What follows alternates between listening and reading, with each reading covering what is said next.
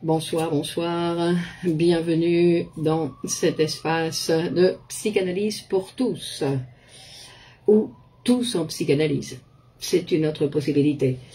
Alors, je vais voir si je trouve ce que je veux trouver. Je l'ai trouvé. Comment allez-vous?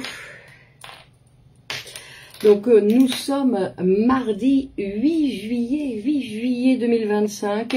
Et nous continuons encore notre série de psychanalyse pour tous au mois de juillet. Alors très certainement, aujourd'hui ça va être notre dernier épisode. Aujourd'hui nous allons terminer ces psychanalyses pour tous. Pourquoi? Parce qu'il faut préparer un livre. Donc je vais travailler à la préparation du tome numéro 2 de psychanalyse pour tous, avec tous les sujets que je n'ai pas traités dans le premier tome. Nathalie, bonsoir, d'accord? Donc Marlene, bonjour. Martine, bonsoir. Bonsoir, bonjour. Donc nous allons travailler, d'ailleurs, pour tous ceux qui n'ont pas eu l'occasion de le trouver, il est sur Amazon, il s'appelle Psychanalyse pour tous, donc un texte écrit en résonance bien évidemment avec ce qui se passe ici tous les mardis. Notre rendez-vous du mardi, nous allons laisser des traces écrites de ces rencontres qui existent déjà depuis pas mal de temps, puisque je crois que nous avons commencé avant la pandémie nous avons commencé, donc nous avons commencé en 2019 et bien sûr la pandémie a fait que le suivi, Marlène, bonsoir, le suivi s'est fait avec un plus grand enthousiaste. Angela, bonsoir, Olivier, bonsoir. Donc voilà, donc je vais préparer le tome numéro 2, Nadine, bonsoir, de Psychanalyse pour tous, avec les autres sujets qui ne sont pas traités, qui ne sont pas présentés dans le premier livre. Et Rachid, bonsoir, Marie-Lotte, bonsoir.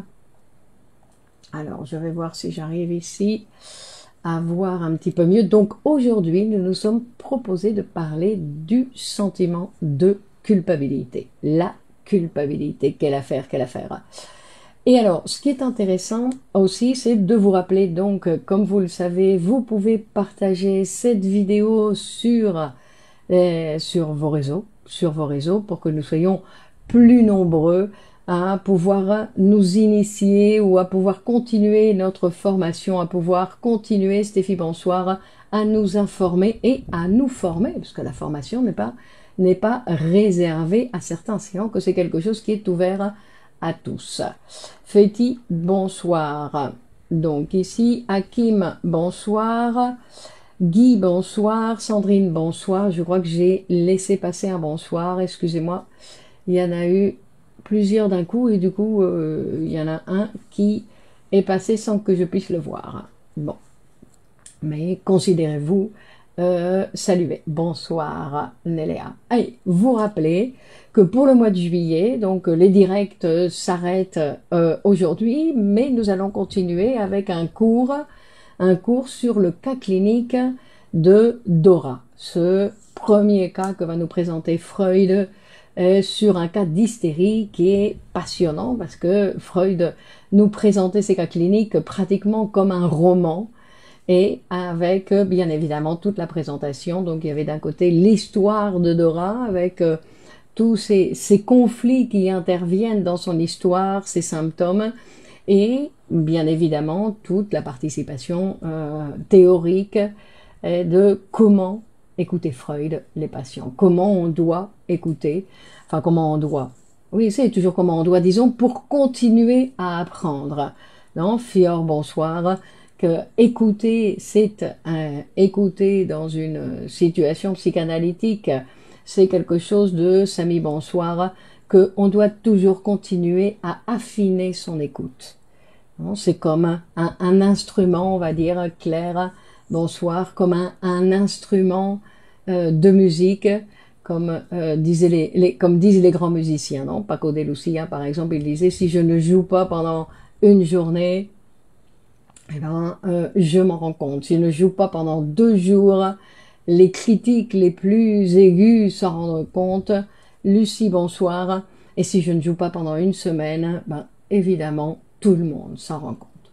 Donc, et pour l'écoute, c'est un petit peu la même chose. C'est-à-dire que la formation, quand on dit que la formation, ah, c'était ça. Bonsoir Clémence, heureux de vous proposer mon livre, à la découverte de la psychanalyse, voyage au cœur de l'inconscient. Très joli titre, merci. Guylaine, bonsoir. Donc, et je disais que c'est pour ça que le psychanalyste doit continuer à se psychanalyser, doit continuer à étudier, à superviser tout ça. Soumia, bonsoir. Non? Pourquoi? Pour continuer à affiner l'écoute, parce que sinon l'être humain, il a quoi? Il a la tendance à vous penser ce qu'il écoute, il l'a déjà écouté. Non? Mais non, à chaque fois c'est quelque chose de nouveau. C'est pour ça que l'interprétation qui a été utilisée pour un patient ne peut pas être utilisée pour le suivant. Non, c'est quelque chose de tout à fait, j'allais dire personnel, mais ça ne dépend pas de la personne, ça dépend du discours de la personne. Donc, revenons à ce qui nous rassemble ce soir, donc le sentiment de culpabilité. Alors, première chose, le sentiment de culpabilité en psychanalyse, ce n'est pas quelque chose que nous allons sentir. Nous devons nous éloigner de cette idée qui est très importante de nous éloigner, c'est-à-dire je me sens coupable, ça n'a pas obligatoirement à voir avec cette idée de sentiment de culpabilité. Alors c'est un nom, on va dire, qui prête à erreur dans le sens où on parle d'un sentiment, mais ce n'est pas quelque chose qui va se sentir. Alors c'est quelque chose qui appartient. Nous savons de la présence de la culpabilité ou du sentiment de culpabilité par ce que le sujet va faire dans la réalité, parce que le sujet va vivre dans la réalité. D'accord, c'est comme ça que nous allons pouvoir faire cette interprétation, toujours en psychanalyse. D'accord, il ne s'agit pas d'aller interpréter les uns les autres, sinon que c'est quelque chose, parce que ce n'est pas, encore une fois, Imen, bonsoir, ce n'est pas ce que je vois, c'est ce que l'autre me dit. D'accord? C'est pour ça que je ne peux pas interpréter mon voisin, parce que je ne sais pas tant qu'il ne me parle pas, et en plus, Virginie, tant qu'il ne me parle pas dans un cadre tout à fait particulier. Parce que si je parle à une amie, je ne parle pas de la même façon qu'à un psychanalyste, quoi qu'on en dise. Bon, alors le sentiment de culpabilité n'a rien à voir, on va dire, ne vient pas d'un péché. Non, ce n'est pas la conséquence d'un acte réalisé. En plus, rendez-vous compte, ce n'est pas la conséquence d'un acte réalisé ou d'un acte qui n'a pas été réalisé. Parce que des fois, on se sent mal parce qu'on n'a pas fait ceci ou parce qu'on a fait cela. Ben, ici, il ne s'agit pas de quelque chose qui est en relation avec un acte réalisé ou pas réalisé. Ça fait partie le sentiment de culpabilité fait partie de notre développement autologique, c'est-à-dire de notre développement comme personne. Et ça fait aussi partie de notre développement phylogénétique, c'est-à-dire de l'histoire de l'homme. La culpabilité est un sentiment inconscient lié à inceste et le désir de mort envers le père, d'après Freud. Rachid, nous allons voir. D'accord? Donc, rappelons que pour détecter la présence du sentiment de culpabilité, on va le savoir par son expression dans la réalité. C'est-à-dire qu'il va y avoir une manifestation d'une punition. Alors bien sûr, l'être humain, il a une grande capacité pour se punir de multiples manières. C'est une culpabilité inconsciente en lien avec des fantasmes infantiles, par exemple. Donc, c'est une punition que le sujet va chercher dans la réalité et qu'il est capable de provoquer. Et ce que je disais, c'est que l'être humain a une grande capacité de produire tout type de punition. Mais bon, ça, on pourrait faire un direct qui s'appelle les punitions parce que elles sont variées. Elles sont variées. Il y en a qui sont tout à fait personnelles. Et voir un petit peu les manières que chaque sujet va, dans sa relation avec la réalité, réussir à trouver pour se punir. Et pourquoi il va chercher à se punir par rapport à ce sentiment? Exactement, on y arrive, Fior. Pourquoi il va avoir besoin de se punir? Ce que va découvrir Freud, il va dire que la punition, ça tranquillise le sentiment de culpabilité. Parce que le sentiment de culpabilité, ce n'est pas quelque chose que nous allons sentir dans la conscience, mais c'est un sentiment qui est inconscient. Et c'est quelque chose qui met tellement mal le sujet que quand il y a la punition, il se tranquillise. Amine, bonsoir. Nicolas, bonjour, une pensée condamnable qui fait irruption de façon déguisée dans la conscience. Pas dans la conscience, Nicolas. Justement, c'est quelque chose, c'est pas dans la conscience et on va voir. Donc, par exemple, attends, on va dire un exemple qui peut appartenir à notre vie de tous les jours. Ah, je me suis fait voler mon téléphone. Par exemple, la phrase « je me suis fait voler ». C'est-à-dire que je l'ai laissé de telle manière et en plus, je me suis fait voler, je me suis rendu compte qu'il y avait c'était comme une punition, qu'il y avait mon sentiment de culpabilité qui a participé, parce que ça ne m'a rien fait. On m'a volé mon téléphone et ça ne m'a rien fait. À la rigueur, j'ai presque dit, ouf, on me l'a volé, je peux en acheter un autre. Donc, on le voit des fois, on s'en rend compte. Le sujet, il peut s'en rendre compte. Pourquoi? Parce qu'il a eu, face à la punition, il a une réaction, comme on dit, comme Freud quand il parle de ce, comment ça s'appelle, le caractère, les caractères, c'est pas les caractères d'exception, sinon c'est les délinquants par sentiment de culpabilité. C'est-à-dire, c'est un délinquant, pour tranquilliser son sentiment de culpabilité, ben, il va s'affronter, on va dire, à la loi. Non, il va s'affronter à la loi pour que l'extérieur le punisse. Pour que l'extérieur le punisse. Non, et les enfants le font souvent, c'est-à-dire qu'ils font, non, ils ne sont pas sages. Pourquoi? Pour que justement les parents interviennent et les punissent. C'est ce qu'ils vont chercher. Alors, Freud va faire référence à ce sentiment de culpabilité dans son livre magnifique qui s'appelle Le malaise dans la culture. Et vous pouvez avoir, c'est sur les 3 ou 2 derniers parties du livre où il va parler directement du sentiment de culpabilité. Et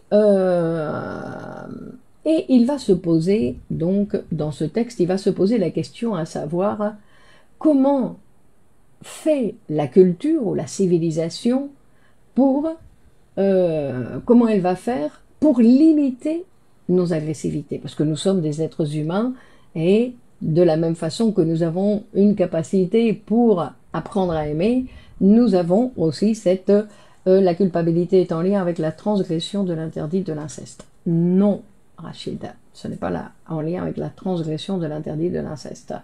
Alors, on va voir, non? On va voir. Ne nous précipitons pas à donner différence entre culpabilité et remords. On va le voir, Féti. Et donc, on va voir qu'est-ce qu'on fait avec cette agressivité, parce que comme vous le savez, les enfants, par exemple, les enfants sont très agressifs. Pourquoi? Parce qu'ils n'ont pas encore été, non? La formation n'est pas terminée et ils peuvent avoir tendance à exprimer leur agressivité. C'est-à-dire que pour pouvoir vivre les uns avec les autres, ben, il va falloir qu'on ait au moins l'apparence de ne pas être trop agressif. Sinon, ben, on se retrouve et Nouir, bonsoir, on se retrouve tout seul. Non? Les gens agressifs, en général, on s'en éloigne. Et donc, il va se poser la question, Freud, à savoir comment cette culture, cette civilisation fait pour justement rendre inoffensive cette agressivité qui est en chacun de nous. Hein, elle existe en chacun de nous, cette agressivité. C'est-à-dire qu'il va se poser, je ne me souviens pas d'avoir été agressif. Alors, Fatima, je ne me souviens pas. Donc, il va se poser la question, Freud, en disant, qu'est-il arrivé à cet être humain pour que ses désirs agressifs deviennent inoffensifs? Qu'est-ce qui s'est passé? Qu'est-ce qui se passe en lui pour que ça devienne inoffensif? Et il va dire, bah, c'est quelque chose de tout à fait curieux et qu'on n'aurait pas soupçonné, si ce n'est que si Freud nous l'avait montré, mais qui apparemment est tout à fait naturel. C'est-à-dire que cette agressivité est introjectée. C'est-à-dire qu'elle est intériorisée. C'est-à-dire qu'elle revient d'où elle allait émaner. Hein. C'est-à-dire d'où elle allait sortir, d'où elle allait s'exprimer, en fait, elle revient. C'est-à-dire qu'elle est dirigée contre le moi directement, contre le moi lui-même. Et elle va s'incorporer à une partie du moi, hein, sous la forme de ce qu'on appelle le surmoi. Rappelez-vous que le surmoi, c'est une formation, une instance, on dit dans l'appareil psychique, qui, en fait, a pris une partie du moi. Hein, il a utilisé une partie du moi pour fabriquer le surmoi. Donc c'est une partie du moi transformée. Et donc ce surmoi va s'opposer au moi. Oui, il va y avoir une soumission de la part du moi par rapport au surmoi. Ce surmoi que chez certaines personnes, pas chez tout le monde, mais chez certaines personnes, ce surmoi est très sévère. Et donc, il oblige le moi, hein, il oblige le moi et à faire certaines choses ou à ne pas en faire d'autres. Et ce surmoi, donc, dans ce surmoi, il y a aussi ce qu'on appelle la conscience morale. Et cette instance, on va dire, exerce contre le moi la même agressivité implacable que celui-ci aurait volontiers déchaîné contre autrui. D'accord? C'est-à-dire que ce que je ne me suis pas permis, l'agressivité que je ne me suis pas permise d'exprimer dans telle situation ou dans telle autre, pourquoi? Parce que ma morale ne me le permet pas, parce que je considère que c'est mal vu, que c'est quelque chose qui n'est pas bien d'être agressif. D'accord? Donc, qu'est-ce que je fais sans m'en rendre compte? Parce que, je répète, c'est le mécanisme du refoulement qui va se rentrer en jeu, mais ce mécanisme du refoulement, bien sûr, c'est un mécanisme inconscient sur lequel je n'ai aucun impact, non, je ne peux pas intervenir. Mais cette même agressivité que j'aurais voulu exprimer contre un tel, eh ben, je la refoule, et en fait, elle n'est pas tout à fait refoulée, elle est réintrojectée. Je l'utilise pour maltraiter mon moi. Donc, cette tension qui va exister entre le surmoi sévère et le moi qui va être soumis, c'est ce qu'on appelle le sentiment de culpabilité. Et ce sentiment de culpabilité va se manifester sous la forme d'un besoin de punition.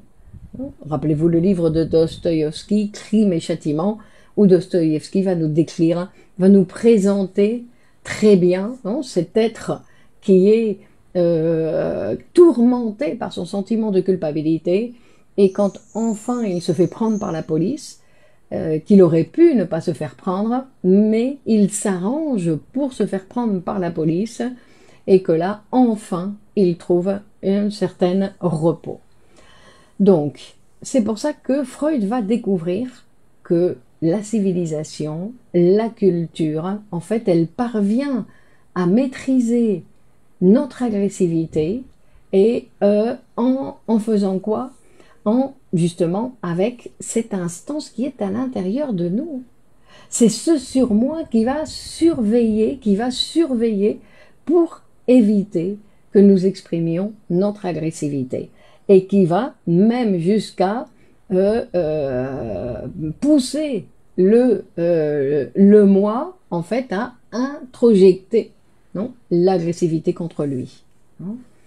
Donc à maîtriser, on va dire, la dangereuse pulsion agressive de l'individu en l'affaiblissant, c'est-à-dire en le désarmant et en installant en lui une instance de surveillance qui s'appelle le surmoi, semblable, il dit, à une garnison militaire dans une ville occupée. D'accord? Francis, bonsoir. Fior dit mécanisme de refoulement, tout ce qui ne se dit pas, resté imprimé dans notre inconscient. Non, bien heureusement qu'il est là le surmoi. Bon, et je ne sais pourquoi bien heureusement, pour que Fior ne voit pas son agressivité. Alors, mais agressivité, nous avons tous. D'accord? Pour ceux qui se voient ou ceux qui ne se voient pas, elle existe. Donc, ce qui est intéressant, c'est que ce surmoi, c'est une production de l'être humain, de la civilisation de l'humain, qui produit ce surmoi. Pourquoi? Pour nous et surveiller à l'intérieur, parce que ce que va trouver Freud et ce qu'on disait au départ, c'est peu importe si le sujet a commis quelque chose de mal ou simplement s'il l'a désirer. Et quand Freud y parle de désir, il ne parle pas de désir conscient. C'est pour ça que le sujet, en fait, il comprend absolument rien de ce qui lui arrive. Parce que, comme dans le cas de cet exemple du téléphone qui est volé, je me suis fait voler mon téléphone, non, c'est le cas de quelqu'un qui n'a absolument pas compris pourquoi il avait besoin de la punition, mais qui se retrouve en train de voir que il s'est fait punir lui-même. Il a utilisé la réalité, il a utilisé un voleur de l'extérieur pour tranquilliser son sentiment de culpabilité qu'il n'avait pas senti, face à un désir que le sujet n'avait pas toléré et un désir qu'il n'avait pas senti non plus. Donc en fait, ce sont tout ce qui s'articule dans l'appareil psychique dont le sujet ne sait rien, mais qui se retrouve, il doit racheter un téléphone. Non ? C'est pour ça que des fois on fait des cauchemars où l'on est un salaud par exemple, comme si la punition n'avait pas eu assez lieu pour cette agressivité soit étouffée dans l'œuf en quelque sorte. Les cauchemars, non, ce ne sont pas obligatoirement des cauchemars où l'on est un salaud. Il faut connaître le patient, il faut connaître quel type de cauchemar. Ce que Freud va nous dire, c'est qu'en général, les cauchemars, pas en général, ce qu'on appelle un cauchemar ou un rêve d'angoisse, c'est parce que le sujet est angoissé. Et quand on est un salaud, comme vous dites, dans le rêve, il faudrait savoir réellement de quel type de salaud ou de qu'est-ce qui est en jeu dans le rêve. Non, on ne peut pas croire au discours manifeste, rappelez-vous. Non ? Donc, dans une culture chrétienne comme la nôtre, donc, que nous soyons chrétiens ou pas chrétiens, nous vivons dans une structure chrétienne et dans tous les cas, la culpabilité est à l'ordre du jour. La culpabilité est en lien avec les désirs de complexe de Dippercet et parricide, Rachid.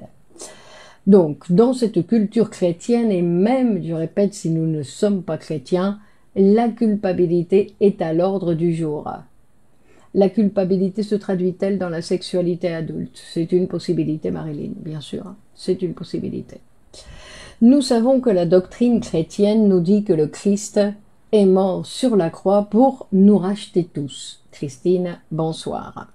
Non, pour nous racheter tous. Mais ce n'est pas le christianisme qui invente la culpabilité, bien évidemment, ni qui va introduire la culpabilité dans notre vie, ni qui va l'introduire comme concept. Un mafieux. Non, bien que ce soit le christianisme, non, qui va utiliser la culpabilité, qui va la présenter à son apogée, et que c'est la chrétienté, on va dire, qui va présenter, qui va être son meilleur véhicule de propagation. Hein. Ça, c'est important aussi de le prendre en considération. C'est-à-dire que, en général, là, en tout cas, la religion chrétienne, c'est celle qui va parler de ce mea culpa, mea culpa, mea culpa. Non.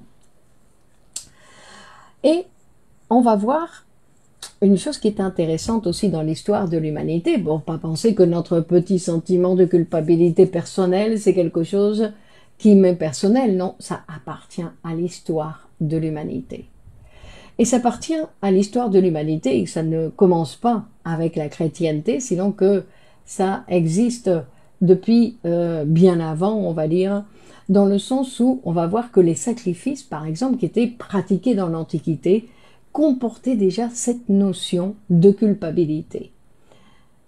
Très tard, on va dire, dans la période classique en Grèce, certains rites prescrivaient que le sacrifiant s'enfuit après le sacrifice pour échapper à la punition, pour échapper au châtiment. Je continue. En Grèce, par exemple, le sacrifice d'un bœuf était considéré comme un véritable crime. Et certaines fêtes athéniennes, dans ce qu'on appelle les bouphonias, au cours desquelles des animaux de cette espèce étaient sacrifiés, ça présentait, ça provoquait, on va dire, ça présentait, ces sacrifices étaient suivis d'un véritable processus judiciaire. Et tous les participants participaient donc à ce processus et ils étaient tous interrogés et ils finissaient par tous être d'accord sur la culpabilité du couteau, qui était alors jeté à la mer. Alors cet exemple, qui peut nous faire sourire, est très instructif. Ça nous montre quoi? Ça nous montre que l'être humain, il a une tendance à toujours vouloir chercher un coupable. À toujours voir, non, on va dire, hola Mexico, à toujours chercher un coupable. À toujours, et même, non, il découvrait que c'était le couteau qui était responsable du sacrifice du bœuf, et il le jetait à la mer. Le sacrifice du mouton aussi, Rachid. D'accord? C'est-à-dire, mais ce qui est intéressant, c'est de penser que ça nous arrive encore dans notre vie quotidienne, où nous avons toujours tendance à vouloir chercher le coupable. Qui est le coupable de la situation? Quelle que soit la situation. Alors, ce que la psychanalyse a découvert, et ce que j'ai publié, non, dans ce que j'ai publié là sur le mur aujourd'hui, c'est que la conscience morale augmente au plus on renonce à la satisfaction des désirs agressifs. Et ça, c'est, non, on pourrait penser, par exemple, tous ces gens qui veulent justement existe-t-il une différence entre la culpabilité inconsciente et la culpabilité éthique ou morale? Disons que la culpabilité éthique ou morale, non, ça c'est quelque chose que n'étudie pas la psychanalyse. Hein? La psychanalyse étudie bien évidemment la culpabilité inconsciente. Alors, ce qui va être intéressant, c'est de voir que ces personnes qui veulent essayer d'annuler toute leur agressivité, donc ils vont renoncer à l'expression, de chercher le bouc émissaire, exactement Olivier, qui vont vouloir renoncer en fait à l'expression de leur agressivité, au plus ils vont renoncer, au lieu de manifester, de pouvoir le dire, parce que ce dont il s'agit, non, aujourd'hui, nous qui sommes, bonsoir Isabelle, nous qui sommes assez civilisés, quand l'agressivité se présente, parce que même civilisé, l'agressivité est toujours là, on va dire, on a besoin de parler, de pouvoir l'exprimer, de pouvoir dire quelque chose, de pouvoir la faire passer par des mots. Il n'est pas question d'aller donner un coup de poing dans la gueule de quelqu'un, sinon de pouvoir le dire. De pouvoir le dire, ah j'aimerais bien, si je pouvais, je te donne un coup de poing dans la gueule. Et ça, c'est le coup de poing dans la gueule. Avec civilisé. Non, c'est le coup de poing de la gueule civilisé. D'ailleurs, on dit que quand les gens passent à l'acte, qui commencent à se frapper dessus, c'est parce que ils n'arrivent plus à mettre deux mots sur ce qui leur arrive. Parce que sinon, on peut, avec les mots, faire passer... on est Michel, bonsoir. Donc, pourquoi, quand on renonce, au plus on renonce à la satisfaction de ses désirs agressifs, au plus la conscience morale a de pouvoir, au plus on va lui donner de pouvoir, au plus on va refouler cette agression, au plus on renforce le pouvoir de ce sentiment de culpabilité. C'est-à-dire qu'on ne s'en sort pas. Alors, Nietzsche, c'est lui qui a dénoncé le plus fortement le sentiment de culpabilité et critiqué le christianisme qui a fait le malheur de l'homme en le culpabilisant. Non, justement. D'accord? Ce que nous montre la psychanalyse, c'est que ce n'est pas le christianisme qui a créé la culpabilité. D'accord? Que l'homme, il était déjà coupable. Il n'a pas besoin d'aller à l'église. Il est déjà coupable. D'ailleurs, les gens qui se prétendent athées, ils ne sont pas libérés de la culpabilité. Non, ça n'a rien à voir. Cette culpabilité n'est pas en relation avec le christianisme, sinon que le christianisme a utilisé. Il s'est rendu compte que l'être humain, il avait cette tendance à toujours se sentir coupable ou à vouloir chercher un coupable. Donc, on disait, ça c'est intéressant, c'est-à-dire pourquoi, au plus je renonce à l'expression de mon agressivité, en fait, au plus je vais donner de force à ce sentiment de culpabilité. Donc, au plus je vais chercher de la punition. D'accord? C'est-à-dire, au plus je renonce, au plus je me punis. Et en fait, Freud il va dire simplement, parce que au plus je renonce, au plus je renforce le pouvoir de cette conscience morale. À chaque fois que je renonce, je lui donne plus de pouvoir, je lui donne plus de pouvoir, je lui donne plus de pouvoir, je lui donne de l'importance, je lui donne du pouvoir. À chaque fois que je refoule, cette agressivité, elle reste là. Et donc, au plus le sujet va avoir besoin de punition. Parce qu'en fait, c'est un besoin, on en arrive à avoir besoin de punition. Alors, nous allons voir d'où ça vient. Non, d'où ça vient. Parce que là, j'adore vos directs. Merci, docteur. J'apprends et je comprends mieux. Bravo. Donc, nous allons voir un petit peu, Anne, bonsoir. D'où ça vient, non? Parce que, tout chez l'être humain, ça s'est produit. Le surmoi, nous ne sommes pas nés avec un surmoi. Le surmoi s'est produit. Nous ne sommes pas nés avec un moi, non. Tout ça, ça s'est produit. Ça s'est produit de la même façon que ça va se produire dans ma propre histoire, dans ma constitution, dans la constitution de tous ceux qui sont en train de naître actuellement, on va dire, pour se constituer, tous les enfants qui sont en train de se constituer vont constituer un surmoi. Bon, mais avant, dans l'histoire de l'homme, c'est la même chose, c'est-à-dire qu'il y a eu des nécessaires, la constitution de ce surmoi dans l'histoire de l'homme, dans l'évolution, que l'origine du sentiment de culpabilité, donc issu du complexe d'Oedipe, est acquis lors du meurtre du père. C'est-à-dire que Freud va créer ce mythe, donc quelque chose dans la civilisation avec déjà découvert ce que Freud a mis en mots. Disons que Freud n'a pas fabriqué le sentiment de culpabilité. Lui, il a expliqué d'où il vient et il a expliqué sa fonction. Et après, il a fait la lecture en disant, regardez comment certaines religions, plus que d'autres, l'utilisent. D'accord? Mais disons que c'est une production, on va dire, c'est une production, la production du surmoi, c'est une production sociale qui appartient à l'histoire de l'humanité. Et que chaque, comme j'ai déjà eu l'occasion de le souligner, en fait, chaque bébé va devoir, en grandissant, repasser toute l'histoire de l'humanité. Mais il va le faire en un temps record, en quelques années. En fait, ces milliers d'années qui ont été nécessaires pour la constitution de cet être humain que nous sommes aujourd'hui, un enfant va le faire en quelques années. Gina, bonsoir.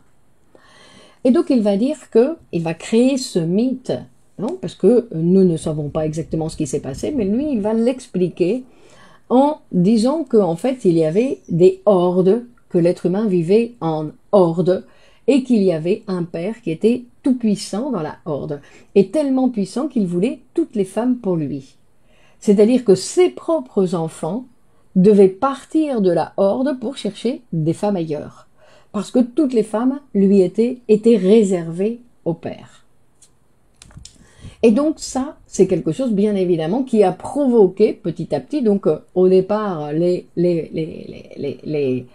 enfants, ils émigraient à droite à gauche pour aller chercher d'autres femmes, et puisque toutes les femmes étaient réservées au père, jusqu'à ce que les frères aient l'idée de se réunir entre eux, de s'associer, de s'unir contre le père. Et donc ils vont se réunir contre le père. Pourquoi? Pour le tuer. C'est-à-dire que là, cette fois-ci, l'agression n'a pas été refoulée, sinon qu'elle a été réalisée. À l'instar du développement embryonnaire qui repasse en quelques mois les grandes évolutions du vivant. Exactement. Le sentiment de culpabilité est inhérent au surmoi dès l'enfance. Mais le surmoi, quand est-ce qu'il apparaît? Quand est-ce qu'il apparaît le surmoi? Le bébé, il n'est pas avec un surmoi. Si ce sentiment de culpabilité durcit dans le temps, on peut psychanalyser le sujet ou psychotiser le sujet. Non, il faut libérer ce sentiment de culpabilité. Il faut que le sujet ne soit pas aussi sévère avec lui-même. Non, de Totem et Tabou, effectivement. Non, c'est ce que Freud va nous raconter dans Totem et Tabou, cette histoire avec la horde du père. Et donc, au départ, les enfants vont se rassembler pour tuer le père et pouvoir disposer des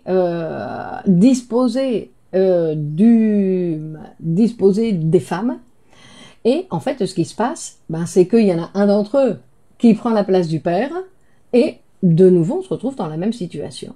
Et comme ça, jusqu'à ce que les enfants comprennent que on va fabriquer ça c'est-à-dire que chacun va avoir sa famille. Et c'est grâce à ça qu'il va y avoir la production de la famille. Mais ce qu'on veut voir ici, c'est que cette agression a réellement eu lieu. Non? Donc, et lors de cette régression, ce que nous dit Freud, c'est qu'il y a eu un remords du crime. C'est-à-dire que le résultat, le remords de ce crime était le résultat de la toute primitive ambivalence des sentiments à l'égard du père. C'est-à-dire qu'il y avait déjà des sentiments, que les fils haïssaient le père, mais qui en même temps l'aimaient. Et une fois que la haine a été assouvie par le crime, par l'agression, l'amour est réapparu. Et il est réapparu l'amour dans le remords qui était attaché au crime. Ce qui va engendrer le surmoi. Comment? Avec cet amour, il va y avoir une identification. Parce que rappelez-vous que la production du surmoi, c'est le résultat des identifications. C'est que le sujet va s'identifier à ce père. Et il va s'identifier à la mère. Et que ces identifications vont produire cette instance psychique qui s'appelle le surmoi. C'est-à-dire qu'il va y avoir une introjection de ces figures. Hein. Et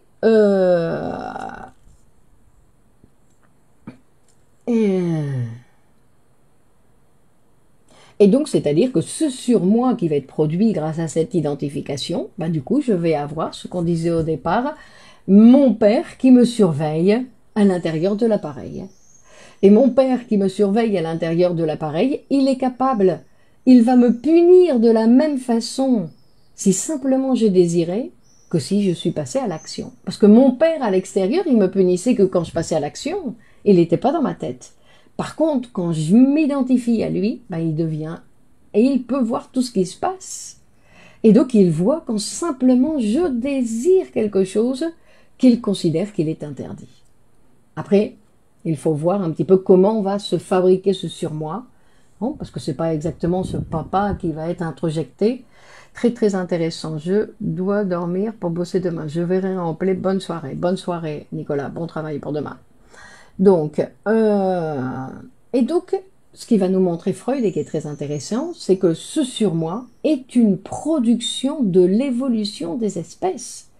C'est le résultat d'une évolution. C'est-à-dire que l'homme primitif n'avait pas de moi, n'avait pas de surmoi, donc l'homme primitif était un animal, et que petit à petit, dans ce chemin de l'humanisation, il a produit ce surmoi.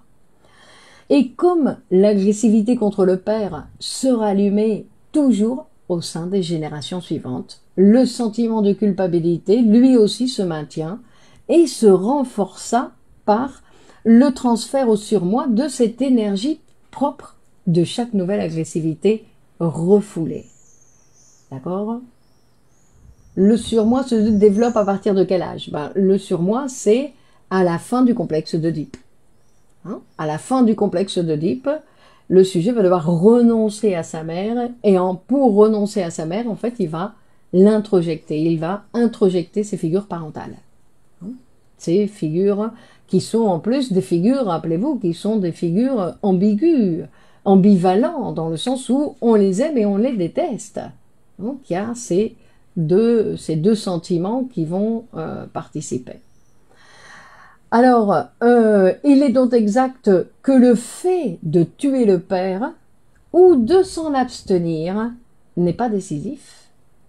On doit nécessairement se sentir coupable dans les deux cas, car ce sentiment est l'expression du conflit d'ambivalence, de la lutte éternelle entre l'éros et la pulsion de destruction, la pulsion de mort, qui existe aussi en chacun de nous et qui existent et qui vivent, que la pulsion de vie, on va dire, est toujours accompagnée de la pulsion de mort, et que la pulsion de mort est toujours accompagnée de la pulsion de vie. Et qu'il y a cette lutte, ce conflit d'ambivalence. Et donc, ce conflit, évidemment, il va se présenter dès le moment où, en fait, l'homme va commencer à vivre avec d'autres êtres humains, Et c'est là où va s'établir, donc à partir de là, va s'établir les familles pour que chacun puisse dominer ses femmes, on va dire, non? Et, et donc, à chaque fois, dans toutes les familles, on va dire qu'il se manifeste nécessairement dans le complexe d'Oedipe, non? C'est à partir de là que va se manifester, va apparaître pour la première fois ces sentiments incestueux, non? Qui vont instituer d'un côté la conscience morale et engendrer le premier sentiment de culpabilité. Non? Et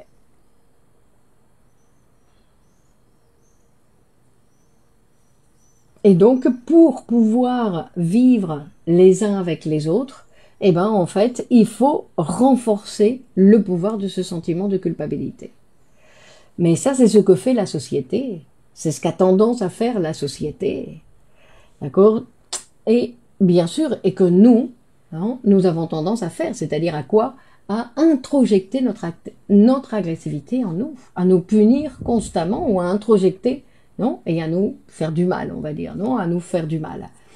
Et donc, c'est une manière de nous empêcher d'être agressifs envers les autres. Alors bien évidemment, comme vous voyez, tout le monde n'y arrive pas, non? Il y a des gens pour qui cette agressivité échappe. Après, il y a d'autres moyens, parce que il y a certaines personnes qui ont un surmoi très sévère. Mais ce surmoi très sévère, ben, avec une psychanalyse, on peut le transformer, c'est-à-dire qu'il n'a plus besoin d'être aussi strict, aussi moral. Est-ce que le sentiment de culpabilité permet à l'enfant adulte, c'est quoi l'enfant adulte? De rester fidèle à sa parentalité, son surmoi. Pourquoi vous voulez rester fidèle? Non, le sentiment de culpabilité montre comment le sujet reste fidèle, non, à une autorité, on va dire, a été introjectée. Mais l'autorité qui était introjectée, ce que va nous montrer Freud, ce que c'est pas simplement les parents, c'est toute la morale extérieure, parce que des fois on peut avoir des parents qui ne sont pas très, non, qui sont pas très morales, ou qui ne sont pas très stricts ou très sévères. Et pourtant, le sujet peut être très sévère avec lui-même. Donc, on voit qu'il ne s'agit pas, non, du résultat de ses parents. Le moi peut-il se tourner vers ou contre le surmoi? En général, le moi, rappelez-vous qu'il doit travailler pour tout le monde. Il travaille pour le ça, il travaille pour la réalité extérieure, il travaille pour le surmoi, et lui, il essaye de faire que tout le monde soit content.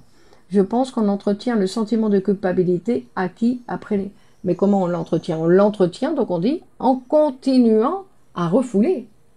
Non, en continuant à refouler, c'est pour ça qu'il convient de venir parler. C'est très important de venir parler, non, de pouvoir s'exprimer, pour pouvoir mettre des mots sur des choses. Le surmoi permet la civilisation. Exactement, Olivier, bah oui. Mais le surmoi, il est nécessaire pour l'enfant. Après, l'adulte, il n'en a plus besoin. Il a incorporé, il connaît les lois. Il n'a plus besoin de quelqu'un qui le surveille constamment. D'accord? Donc pour l'enfant, c'est comme la morale, c'est comme la honte, c'est comme la pudeur.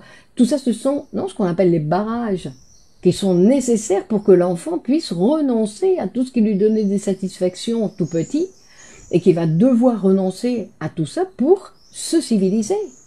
Mais après, chez l'adulte, il n'a plus besoin de ce surmoi qui est là tout le temps en train de surveiller. Et on n'a plus besoin d'un surmoi sévère. On connaît les lois, on a appris à les respecter. On n'a plus besoin d'un gardien à l'intérieur. Hein? D'ailleurs, il y a des gens qui ont des surmois très faibles, et qui vivent avec les autres tout à fait normalement, et ils ne se punissent pas autant que d'autres qui ont un surmoi beaucoup plus strict. Ah, ok, adulte n'a plus besoin du surmoi, de cette surveillance. Non, on n'a plus besoin de cette surveillance. Celle-là, elle était utile pour l'enfant. D'accord? Donc, c'est pour ça que on n'a plus besoin d'être comme ça aussi sévère. Alors, donc nous connaissons deux origines du sentiment de culpabilité. C'est la production du complexe d'Oedipe. Après le complexe d'Oedipe, c'est la peur de perdre l'amour. Hein? Et ensuite, c'est la peur du surmoi. Parce qu'en fait, le moi, il va avoir peur du surmoi. Il n'a pas peur de l'extérieur, il a peur de son propre surmoi. Pourquoi? Parce que c'est en fait, c'est le résultat, non? Le travail analytique permet de s'affranchir du surmoi et de la culpabilité. La culpabilité, elle va nous accompagner toute notre vie. Si une personne a un ça trop fort. Non, c'est pas un ça trop fort. Non, il n'y a pas de ça trop fort. Il peut y avoir un surmoi sévère. Un surmoi sévère, un sentiment de culpabilité obscur, comme dit Freud. Mais il n'y a pas un ça trop fort. Disons qu'il y a un moi trop faible qui n'arrive pas à voir ce qu'il va faire avec les désirs du ça. Ce qui est différent, non? Donc, c'est-à-dire que la première qui est la peur de perdre l'amour, on va dire, c'est-à-dire que le sujet a peur de renoncer, il va renoncer plutôt à la satisfaction de ses désirs pour ne pas perdre l'amour de ses parents. C'est comme ça qu'on va fonctionner. D'accord? C'est-à-dire que pour ne pas perdre l'amour de ceux qui s'occupent de nous, parce que c'est un amour aussi qui est intéressé, parce qu'on les aime parce qu'ils s'occupent de nous. Donc, c'est pour ça que c'est un amour et s'occuper, parfois, même chez les adultes, ça reste quelque chose non, qui est confondu. On pense que si l'autre s'occupe de nous, ça veut dire qu'il nous aime. Donc, on garde toujours ce sentiment de culpabilité. La culpabilité va nous accompagner toute notre vie. Vous vous rappelez, on avait vu, par exemple, on va dire que cette culpabilité, on a l'angoisse. Rappelez-vous que nous dit Lacan, non? Il dit qu'il y a l'angoisse avant de faire quelque chose, parce que avant de monter sur scène, angoisse, on va dire. Et après être monté sur scène, culpabilité, parce que j'aurais pu mieux faire, parce que j'aurais pu faire ceci, parce que j'aurais pu faire cela. Et donc, il y a la culpabilité. Et l'angoisse face à la nouveauté, face à l'incertitude. Mais ces sentiments qui vont nous accompagner toute notre vie ne sont pas obligatoirement ni des sentiments qui sont nécessaires de sentir, mais ils participent. L'angoisse, ce n'est pas obligatoirement quelque chose que je vais sentir. La culpabilité, ce n'est pas obligatoirement quelque chose que je vais sentir, mais qui vont m'accompagner dans tous les actes importants de ma vie. D'accord? Qui vont m'accompagner. Si, ils vont participer. C'est pour ça qu'il ne s'agit pas ni d'éliminer l'angoisse. Non, on dit qu'il faut apprendre à se débrouiller avec l'angoisse, se débrouiller avec la culpabilité.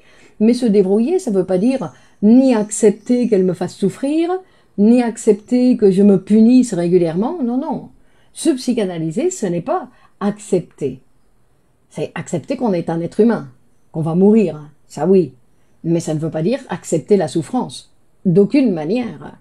Non, il faut apprendre à, on va dire, à échanger la souffrance pour autre chose.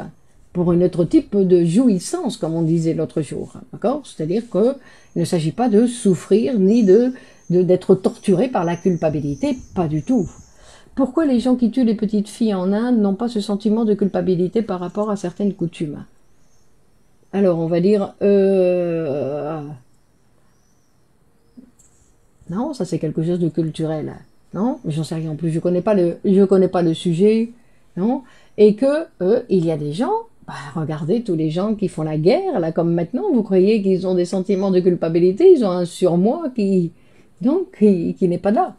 Chantal, Rosa regarde le replay, très intéressant. Ok. Et donc, d'accord, c'est-à-dire qu'on voit qu'il y a des gens qui continuent à tuer, à donner des ordres pour continuer à faire la guerre, et sans aucun problème. Donc, ce n'est pas que c'est en relation avec ce qu'on fait. Je répète, ce n'est pas en relation avec ce qu'on fait. C'est en relation avec notre position psychique, notre sentiment de culpabilité. Notre position psychique. Non? On dit la sévérité du surmoi dépend de la sévérité de l'autorité, donc on va dire, attendez, il y avait un truc où Freud, il parle, je ne sais pas si je l'ai, parce que c'est très intéressant de voir un petit peu comment le surmoi s'est formé, et qu'en fait, Freud, il dit que le surmoi... Donc il dit que l'autorité est intériorisée, devient une instance morale autonome, et en fait, il y a dans cette identification une identification à l'autorité parentale, il y a introjecté l'agressivité non exprimée, il y a tous les conditionnements culturels qui appartiennent à la société dans laquelle nous vivons, Ensuite, il y a les facteurs psychiques héréditaires, et c'est-à-dire que les facteurs psychiques héréditaires, ça veut dire que quand on introjecte nos parents, on introjecte toute l'histoire de nos parents. Et eux aussi, ils ont introjecté l'histoire de leurs parents. D'accord? C'est pour ça que Freud il va dire qu'en fait, dans le surmoi, on introjecte toutes les choses qui appartiennent à l'histoire de notre famille. À l'histoire de notre famille. Mais en fait, même si on ne la connaît pas, on la porte en nous. C'est pour ça que le surmoi, il va falloir petit à petit on va dire, diluer son pouvoir. Diluer son pouvoir. On n'a plus besoin d'être autant surveillé. Pourquoi des uns ont surmoi et faible et là, oui. Pourquoi il y en a qui ont un surmoi sévère et d'autres qui ont, on a l'impression, pas de surmoi du tout. Non, il y a des gens qui n'ont honte de rien, par exemple, qui se promènent, qui disent ce qu'ils pensent, que quand ils sont là, on a l'impression qu'ils ont une certaine liberté, comme si justement ils n'avaient pas de surmoi. Bah oui, il y a des gens. Et ils fonctionnent comme ça, comme s'ils n'avaient pas de surmoi qui était en train de les surveiller et leur dire si c'est bien, si c'est pas bien, si c'est mal. Donc, ça, c'est une chose. Donc, le sentiment de culpabilité, c'est un sentiment inconscient qui, dans tous les cas, va chercher une punition dans la réalité. Et la punition, ça peut être, comme j'ai eu l'occasion des fois de le dire, de se donner un coup de coude. Ah, je me suis cogné. Donc, c'est quelque chose qui est en relation, c'est qu'on peut se faire du mal de n'importe quelle manière. On peut provoquer des maladies pour se punir. On va dire, Céline, bonsoir, les tyrans ont-ils un surmoi faible? Mais il faut voir après comment, parce qu'après, il y a des tyrans qui sont malades toute leur vie, il y a des... Bon, il faut voir un petit peu, mais on peut pas le savoir, Céline. À chaque fois, il faut psychanalyser les gens pour savoir. On peut pas le savoir. On peut voir qu'il y en a qui continuent à tuer et qui, apparemment, apparemment, ils continuent la guerre sans aucun problème. Je veux dire, il y a certaines personnes qui... Donc, on peut penser, si vous les appelez des tyrans, vous pouvez les appeler des tyrans. D'accord? Mais disons que c'est possible d'avoir un surmoi faible. Pour les patients souffrant de troubles bipolaires, leur surmoi est comment? Effectivement, ça c'est une bonne question, dans le sens où quand le moi est soumis au surmoi, c'est le moment de dépression. Trump a-t-il un surmoi? Exactement, Trump, très certainement, apparemment il n'en a pas. Voler un peu du moi du narcissisme. Voler un peu du moi du narcissisme. Je ne comprends pas. Donc effectivement, dans les situations bipolaires, il y a des moments où c'est le moi qui a le dessus sur le surmoi, et qui a l'impression que ça y est, il le domine, c'est là l'étape de manie. Où il a l'impression que ça y est, il a gagné le surmoi. Puis tout d'un coup, le surmoi revient et le moi redevient soumis au surmoi. Il y a ce genre de situation qu'on appelle le passage. La psychiatrie, parce que ce n'est pas la psychanalyse qui l'appelle comme ça, Freud parle de mélancolie et de manie, comme deux positions. Et que chez certaines personnes, ces deux positions existent. Après, d'une certaine façon, nous sommes tous un petit peu comme ça, non? Les personnes avec un surmoi fort ont-ils besoin de plus être aimées? Non, ils ont besoin de plus de punition. Non? Avec un surmoi fort, ils vont produire plus de punition extérieure. Non? Mais après, on peut voir, parce qu'Olivier, on va dire, lui, Trump, il n'a pas de surmoi. Mais allez savoir, peut-être qu'il se fait maltraiter quelque part.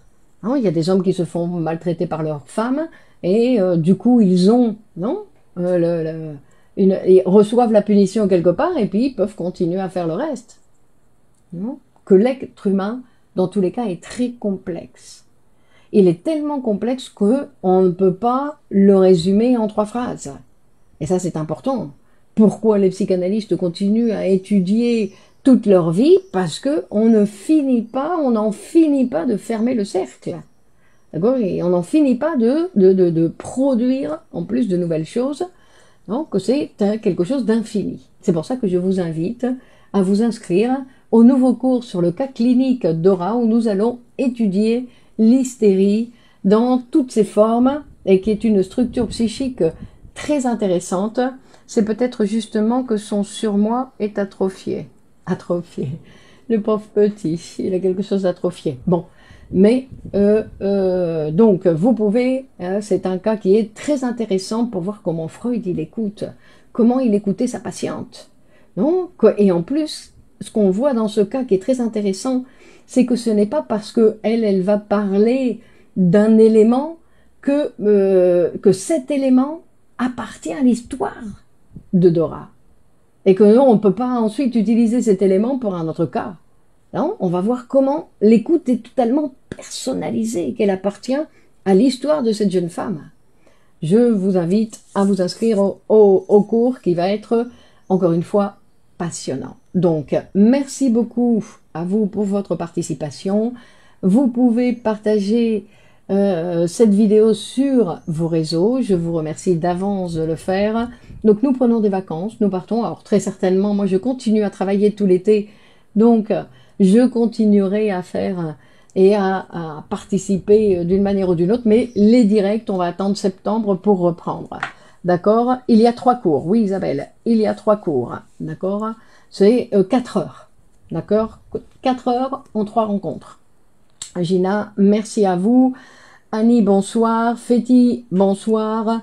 Merci. Donc, on ne part pas en vacances, on prépare un livre. Enfin, j'espère que je vais le faire, maintenant que je l'ai dit. Christine, au revoir. Néléa, au revoir. Bonne continuation. Marilyn, merci à vous. Donc, nous, on continue à étudier, non? Parce que sinon, on oublie tout. Vous le savez, vous prenez quelques jours de vacances et puis quand vous revenez, vous dites, j'ai oublié, je ne sais plus. Donc, Stéphie, merci à vous.